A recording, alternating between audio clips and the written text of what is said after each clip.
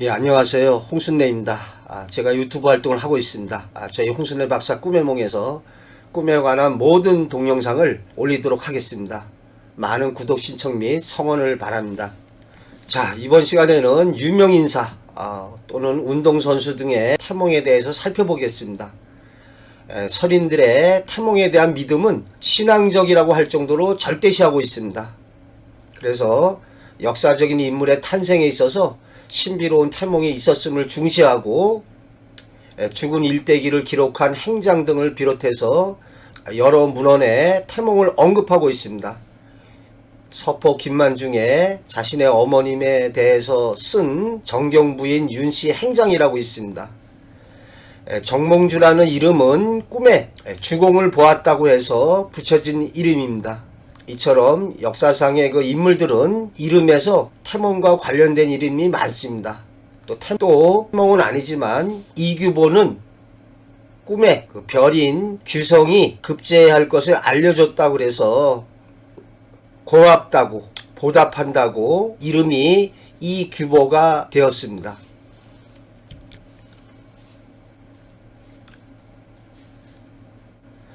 또한 고전소설의 시작이 이러한 영웅의 태몽 이야기로 시작되고 있습니다. 이는 우리 민중이 태몽에 대한 신앙은 절대적이라고 할 정도로 믿고 있었음을 알 수가 있습니다. 또 옥간춘전처럼 태몽으로 장차 일어날 사건의 암시로 복선으로 활용하기도 했습니다. 오늘날에 있어서도 유명인사나 연예인, 미스코리아 등의 탄생에 있어서 신비로운 태몽이 있음을 부인할 수가 없습니다. 근대의 정치가인 목량 여운영 선생님도 그의 어머니가 태양이 이글거리는 꿈을 꾸고 나와서 그의 호가 목량이라고 지은 것도 태몽에서 유래되었습니다.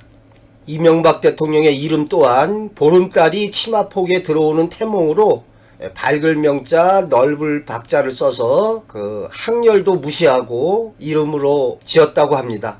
한편 김두관 전 경남지사는 황소가 집안으로 들어오는 꿈이었다고 알려져 있습니다. 이렇게 유명인사의 태몽 속에는 그 일생의 삶의 파노라마가 투영되어 있습니다. 실로 태몽은 인생의 청사진이고 하늘이 보여주는 우리 인생의 이정표라고 할 수 있습니다.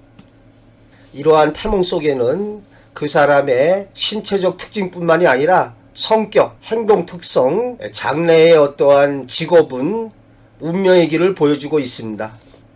푸른 밤송이 속에서 붉은 밤 한개를 감춰둔 꿈이다. 어머니가 이러한 태몽이라고 늘 말씀하셨다. 위대한 민족의 지도자로 민족의 독립을 위해서 헌신하셨던 김구 선생님의 태몽입니다. 의외로 좀 다소 평범한 태몽이 되겠습니다. 여기에서 태몽의 많은 그 사례를 살펴보면 덜 익은 풋밤은 딸, 익은 밤은 아들인 경우가 많았습니다. 그래서 익은 밤이었기 때문에 아들이다 이렇게 말할 수 있겠습니다. 대개 이러한 과실이나 열매의 태몽은 자신의 존재를 드러내고 어떠한 성취나 업적의 결실을 이뤄내는 일로 실현되고 있습니다. 사실 저의 태몽도 열매 태몽입니다. 어머님이 빨간 태극기뽕 같은 열매 3개를 따다가 벽장에 두시는 꿈을 꾸고 아들 삼형제를 두셨습니다. 이렇게 열매 태몽이 어떠한 결실을 맺는, 저도 재물복은 없지만 책을 15권 출간했고 꿈 연구에 있어서 커다란 족적을 남기려고 애쓰고 있습니다. 그래서 제 바람이 제가 가고 없더라도 우리 선인들 중에 이렇게 꿈 연구에 매진한 사람이 있었다. 그렇게 기억되고 싶습니다. 북두칠성 중에 별 하나가 떨어지는 것을 치마에 받는 꿈이다. 안중근 의사의 태몽이 되겠습니다. 유난히 큰 별 하나가 떨어지는 것을 치마를 펼쳐서 그 별을 감싸 안는 꿈이다. 아기의 등에 이러한 점이 있었답니다. 그래서 그 어렸을 때 이름을 북두칠성의 기운을 받았다고 해서 그 응칠이라고 했다고 합니다. 이렇게 태몽에 해나 달이나 별의 태몽으로 태어난 사람들은 만인이 좀 우러러보는 어떠한 자신의 존재를 드러내는 그러한 인생길을 걸어간다고 하겠습니다. 자, 치마폭에 보름달을 안는 꿈이다. 그래서 이명박 대통령의 태몽이 되겠습니다. 보름달이 치마폭에 들어오는 태몽을 꾸고 돌림자를 따르지 않고 이름을 졌다고 합니다. 이처럼 태몽이 좋은 경우에 태몽과 관련된 이름을 지어주고 또한 자라나는 아이에게 태몽을 이야기해 줌으로써 장차 성장 과정과 인생의 길에 있어서 훌륭한 인물이 될 것이라는 자부심을 지니게 하고 용기와 희망을 주는 방향으로 나아가는 것이 바람직하다 할 것입니다. 혹시 이 방송을 보는 분 가운데 자녀분의 태몽이 없다 그러면 선의의 거짓말이라는 말이 있듯이 인위적이라도 좋은 태몽을 만들어서 자녀에게 들려주고 꿈과 희망을 불어넣어주는 것이 좋다고 봅니다. 달 꿈에 있어서 초승달이나 금음달의 표상보다 보름달의 표상이 가장 좋습니다. 이렇게 밝을수록 세상의 영향력을 크게 떨치게 되는 것을 예지해주고 있습니다. 이러한 해와 달은 하늘에 빛나는 하나밖에 없는 존재로서 문학적으로도 달은 왕비를 상징하거나 해는 임금을 상징하겠죠. 만물을 비치고 감화시키고 교화시키는 상징으로 널리 쓰이고 있습니다. 역사적인 인물의 태몽을 보면은 해, 달, 별 등의 태몽 표상은 매우 좋은 결과로 이루어지고 있습니다. 해 태몽으로 이련스님, 여운형, 이승만, 달의 태몽으로 조선 인조의 왕비인 인열왕후의 꿈이 있습니다.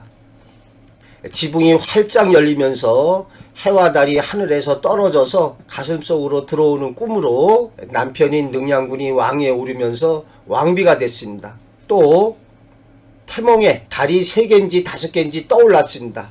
그런데 그 중에 유난히 3번째 달이 아주 크고 빛나는 거예요. 그 셋째 따님이 왕비가 된 사례가 있습니다. 별의 태몽으로는 김유신, 강감찬, 원효대사, 자장율사 등이 있습니다. 자, 웅덩이에서 광채를 뿜는 달덩이를 치마폭에 담는 꿈이다. 전두환 전 대통령의 태몽이다. 이러한 태몽을 꿨다고 하는데요. 사실이라면 아주 좋은 태몽이죠. 앞서 이명박 대통령의 태몽에서도 보름달이 치마폭에 들어오는 태몽이다. 이 달은 온 세상을 널리 비추기에 그 영향력이 널리 퍼질 것을 예지해주고 있습니다. 이러한 달과 관련된 것으로 월인 청강지곡은 달이 1000개의 강에 비춘다 라는 뜻으로 달로 상징된 부처님의 자비로움, 부처님의 교화가 온 세상에 널리 퍼지기를 바라는 마음을 담고 있습니다. 다만 다음에 또 다른 태몽에 의해서 볼 수 있듯이 일부 유명 인사들의 태몽 이야기 속에는 미화하고 신성시하기 위해서 조작된 태몽을 만들어서 전파시키는 경우가 있을 수 있겠습니다. 이른바 지어낸 거짓 꿈이 되겠죠. 선명한 무지개를 보면서 전두환 전 대통령의 어머니가 전씨를 가졌을 때 무지개 타고 내려오는 옥골 선풍의 선비를 보는 태몽을 꿨다. 이렇게 어느 아청군이 썼다고 좀 비난하고 있습니다. 자, 그래서 신문에 보도가 됐었는데요.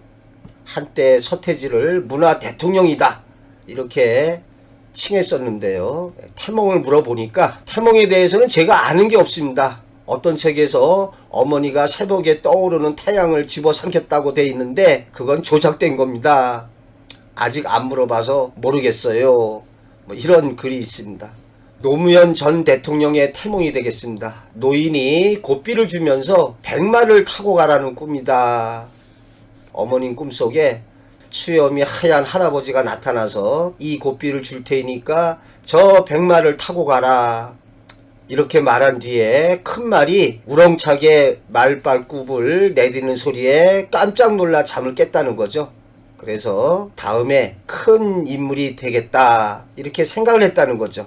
자, 여기서 큰 백마가 조금 이제 좀 전투적인 용맹스러운 노무현 대통령이 어떤 자신의 신념을 갖다 굽히지 않는 좌고우면하지 않고 자신의 소신에 따라 행동하는 그러한 인생길과 좀 관련이 있다 하겠습니다. 예, 고 김대중 대통령의 태몽은 천신을 보는 태몽이었답니다. 그 태어난 곳이 낮고 평탄한 산들이 마치 옷을 입은 것 같다고 그래서 하이도라고 하는데요. 행정구역상으로 전남 신안군 하이면 후광리입니다. 그래서 아호도 이제 후광이다 이런 걸 썼는데요. 이렇게 하늘의 신을 보는 태몽이니까 위대한 인물, 큰 인물이 될 것을 예지해주고 있습니다. 자, 구렁이가 쫓아와서 발 뒤꿈치를 물은 꿈이다. 노태우 전 대통령의 태몽이 되겠습니다. 밭에 커다란 구렁이가 한 마리 있어서 무서운 나머지 집으로 도망쳐 왔는데 그 구렁이가 끝까지 집으로 쫓아와서 뒤꿈치를 물었답니다. 도망쳐 왔으면 뭐 꽝이죠.